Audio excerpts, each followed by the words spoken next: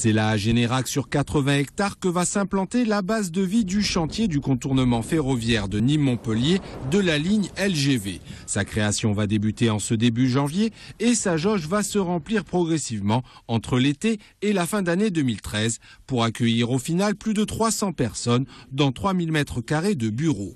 Une manne pour le village, mais aussi des problématiques. Ces personnes-là vont être sédentaires ou pas, de quelle manière on va pouvoir leur offrir de la restauration, leur offrir finalement des nuitées, est-ce qu'elles vont venir avec des familles, est-ce que les familles auront des enfants, est-ce que ces enfants iront à l'école. Donc tout ça c'est une réflexion globale qu'on doit avoir assez rapidement et il faut être quand même vigilant parce qu'en termes budgétaires on ne peut pas faire n'importe quoi, donc il faut se prévenir.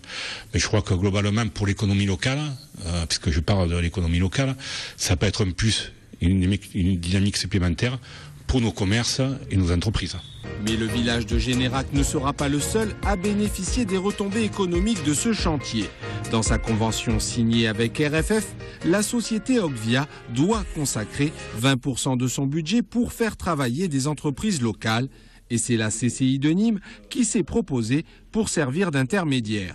Plutôt que de traiter individuellement, chaque municipalité nous adressera les entreprises dédiées qui ont les compétences pour le chantier et nous aurons en charge déjà de faire une préétude pour voir si les compétences et en fonction du cahier des demandes, de les adresser à Ogvia, de les mettre dans le circuit de soumission sur les marchés. Du manutentionnaire à l'électricien en passant par l'entreprise de nettoyage ou les pépiniéristes, les PME et TPE gardoises intéressées sont invités à se faire connaître en mairie. Au total, le budget à se partager est de 300 millions d'euros pour un chantier qui va durer 5 ans.